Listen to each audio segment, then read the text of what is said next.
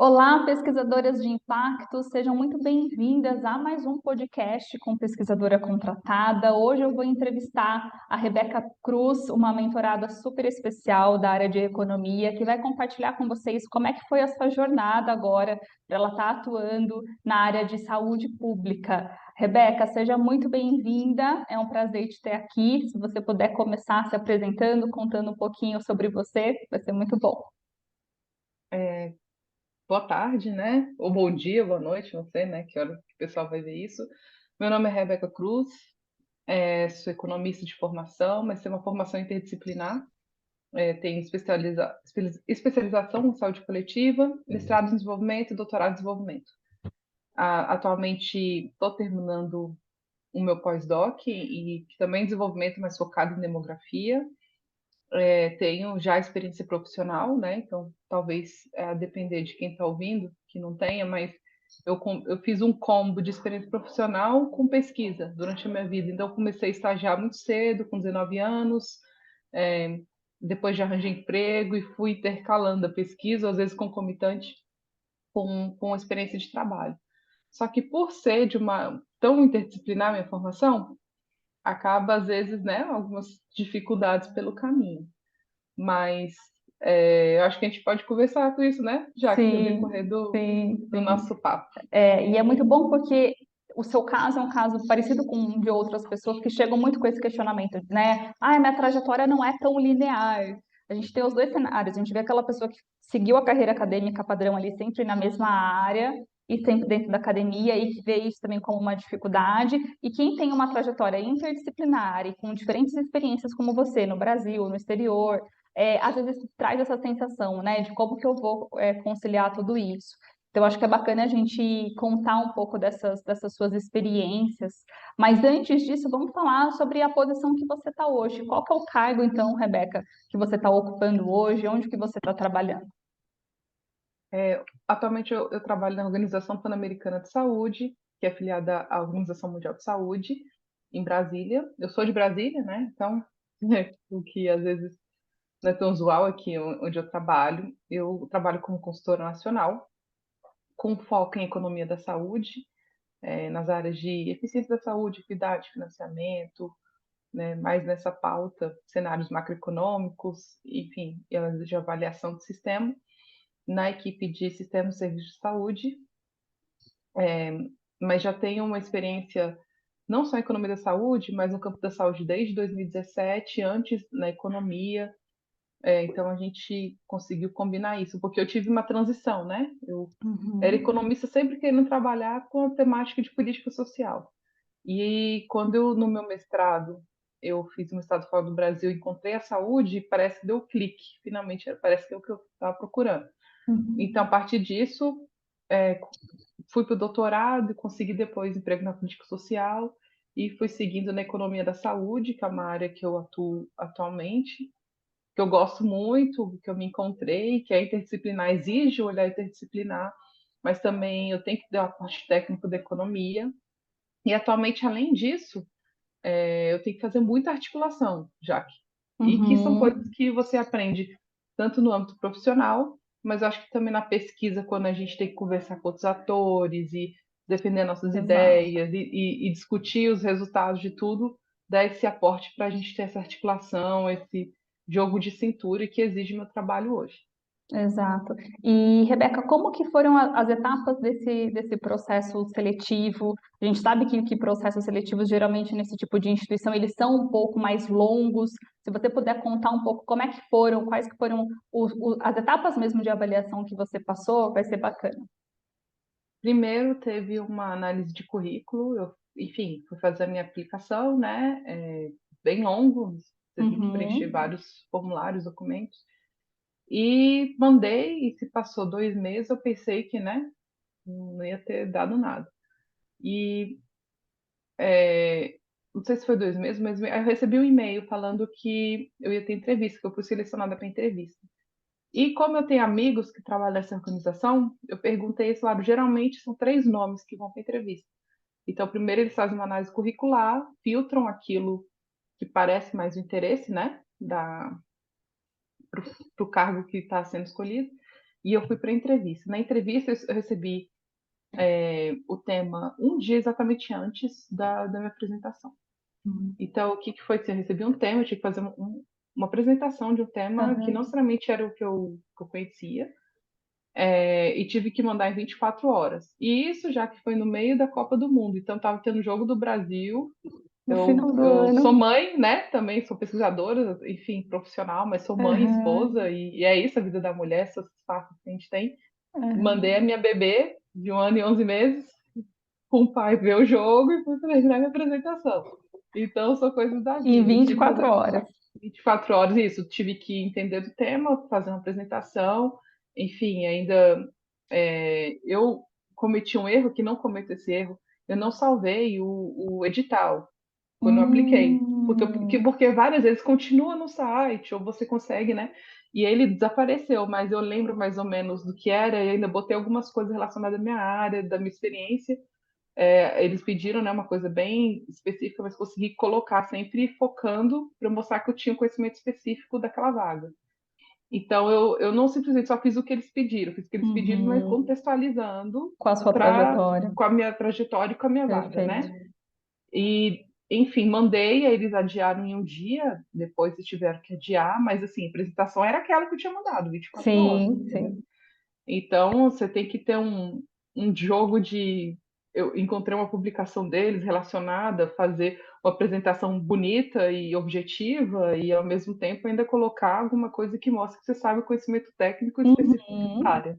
Então, acho que foi um bem bolado que eles fizeram. Eu achei interessante, Sim, é né? muito legal porque eles já conseguem avaliar, né, o seu perfil de adaptabilidade, flexibilidade, proatividade, o real interesse na posição. Esse tipo Aham. de teste, assim, né, a gente consegue medir muito bem o interesse da pessoa candidata e já, de fato, por meio dessa apresentação, avaliar o seu conhecimento, as suas competências Uhum. técnicas e práticas. E aí, depois dessa apresentação, teve alguma entrevista em conjunto? Isso, eu fiz a apresentação. Aí, quando eu mandei a apresentação, no dia, entrei com 10 minutos antes. E para aquelas pessoas que são mães, a gente faz todo um horário perto, sabe? Do jantar. Então, eu fiz Uhum, todo com uma rede de apoio que me permite isso, um arranjo. Que eu fui para entrevista, entrei 10 minutos antes e entrou a profissional de RH e falou como que ia ser. uhum. Eu Essa descobri meio que entrevista na foi hora em como que ia português ser. ou foi em outra língua? Tinha a primeira apresentação que eu ia fazer e depois alguns chefes aqui da organização, que agora hoje eu sei como é que é, eles fariam 3 perguntas. E uma eu tinha que responder em Uhum, inglês ou espanhol. Eu tá. escolhi enfim, a língua antes, né? Ela perguntou se vai ser inglês ou espanhol, eu já escolhi. E aí eu tive 3 perguntas porque podia ser de outro jeito, na verdade, eu estava me preparando para outra metodologia que entra naquelas que você ensina, né? Sim, Nas suas aulas, acho que é STAR, não está, lembro. isso. Que uma pessoa falou que tem entrevistas que eles usam essa. Então eu já fui Uhum, preparada para essa, mas cheguei, foi até bem mais simples, mas que uhum. exigia conhecimento técnico. Eram duas, Embasamento. exigia conhecimento técnico atuais do tema do que eu tô atuando aqui. E ainda Perfeito. bem porque eu tinha esse conhecimento. Uhum. Muito bom. Rebeca, uma coisa, né, que eu acho que foi muito interessante do seu processo, que seria legal a gente falar, é que quando você começou a mentoria, a gente começou no início de 2022, né? Você estava Uhum. muito numa fase de voltando de licença maternidade, né, com muitas coisas acontecendo na sua Uhum. vida, mas eu sempre senti que você tinha muito o foco, né? Você foi fazendo tudo no seu ritmo, no seu tempo, de acordo com as suas condições, porque você estava trabalhando, voltando a trabalhar com uma bebê É, pequena, fazendo pós-doc e com esse objetivo de mudança é. de trabalho, de ir para uma instituição internacional como você está hoje. E você foi respeitando seus limites e fazendo, fazendo, fazendo. E muitas pessoas às vezes têm essa visão em relação ao tempo, né? Qual que é o momento ideal? Quando que eu começo a me preparar? Como que você achou que foi o efeito disso para você? De ter começado antes, mesmo com uma bebê pequena, e ter ido se preparando e olhando para essa sua meta? Eu acho que hoje a gente é muito imediatista. E quando a gente pensa só, quando a gente tem um filho, primeiro filho, acho que todas as vezes que você tem filho, mas a primeira vez que é o baque, acho que é maior, a gente tem um processo de transformação muito grande. Então aquilo fazia parte do meu processo de transformação. A importância é que mesmo que você ensina muito mais ferramentas do que eu utilizei, talvez, é, eu sinto que a mentoria foi me ajudando a botar em prática uma meta que eu tinha de vida, né? Então, ela mesmo que não se materializou, talvez o tempo quisesse, o que for, eu estava preparada, eu já tinha um currículo antes, mas depois ele foi formatado, já tinha noção de o que melhorar as entrevistas ou coisas do tipo. Então, isso foi, mesmo que eu não via, a gente não via, né? Eu apliquei para outras coisas, mas nada se encaixava muito direito, mas a gente foi tentando algumas oportunidades. Algumas eu até cheguei a fazer entrevista, mas eu era só em São Paulo, já queriam Tinha contratar essa lá, questão que você não coisas do poderia tipo. mudar, né? Aham. Isso, então assim, eu acho que isso foi assim, não, a minha meta é essa, eu quero sair da minha zona de conforto, eu quero sair de onde eu estou. A mentoria me ajudou para isso, botar em prática isso, mesmo que eu não visse num horizonte temporal quando isso fosse acontecer. Uhum. E ir Então, na hora fazendo, que né? chegou Um pouquinho de isso, cada vez. quando chegou, como eu estava num momento tão assim, né, cheio de coisa fazendo, como eu já tinha várias coisas preparadas, isso me ajudou. Eu não, lógico que na hora de fazer a apresentação, isso extrapolava, né, o que você ensina na Claro. mentoria, mas me ajudou que eu estava já entendendo como que as coisas iam acontecer. Eu acho Exato. E qual o conselho que você daria para quem quer trabalhar em algumas instituições internacionais, como a que você está trabalhando hoje? O que que você vê depois de ter passado por todo esse processo e hoje está dentro da OPAS, que é fundamental para atuar numa instituição como essa? fundamental em termos você tem que ter alguma especialidade técnica, então não sei se geralmente o pessoal trabalha ou economia, sociologia, tal, você tem que ter uma formação nisso, ter inglês, né, outra língua é fundamental. Eu acho que os processos são muito diferentes, tem gente que já consegue no primeiro, tem gente que passa anos tentando, então assim, não desistir, né, ter um plano de carreira, um plano que você quer para sua vida, os planos mudam e tudo bem, mas tentar coisas que não necessariamente já é um organismo internacional, mas que tem a ver com a sua formação. Acho que se formar em alguma coisa de planejamento estratégico, programação, isso seria interessante, porque a gente Uhum. lida com projetos, então, gerenciamento de projetos é todo dia, alinhado à parte técnica. Então, acho que isso é bem importante. E saber que nesse meio é articulação e conhecer pessoas. Você não precisa ser Uhum. extrovertido, mas é saber que é isso, é conhecer pessoas, é articular, é desenrolar as coisas, coisas que dentro da pesquisa acadêmica várias vezes a gente tem que fazer. Se fazer ser visto também ali, né, Uhum, naquele isso. cenário. E você falando sobre isso, né, para a gente vai fechar, você fez um trabalho muito legal no seu LinkedIn, né? Isso é uma das coisas que eu vejo que você, desde o Ah, que começo ali, vocês ajudaram bastante. da mentoria, você já começou a fazer publicações e reforçar essa questão de você ser uma autoridade na área, que é um dos pontos que eu falo bastante, né? Vocês são especialistas, vocês têm muito conhecimento, e o LinkedIn como essa plataforma de demonstrar essa autoridade. Então, você deu show ali no LinkedIn. Amo ver seus É, posts. às vezes eu nem consigo fazer aquela coisa mais técnica, sabe? Interessante. No início eu até Uhum. tentei. Hoje eu não tenho conta, mas hoje, por exemplo, eu estava no evento, tirei foto e vou botar Vai lá. Eu estava em colocar. tal evento e alguma coisa assim. Eu sei também, as pessoas talvez, o Jaque, deve olhar tudo que pode fazer e deve ficar, não consigo fazer isso Paralisadas. tudo. Aham. Gente, a gente tem que fazer o possível, e o que é factível na nossa realidade. Na minha realidade, eu não consigo ser aquela criadora de conteúdo, não tem Não como. é, não tem Mas como. eu não deixo ele parado, isso com certeza. Que é um ponto do que eu falo muito, né? O feito é melhor do que o perfeito. Conseguiu fazer Uhum. a foto? Posta a hora que você conseguir, não precisa ser no momento do evento, não precisa ser naquele horário indicado ali pelo LinkedIn, mas ir fazendo um pouquinho de cada vez.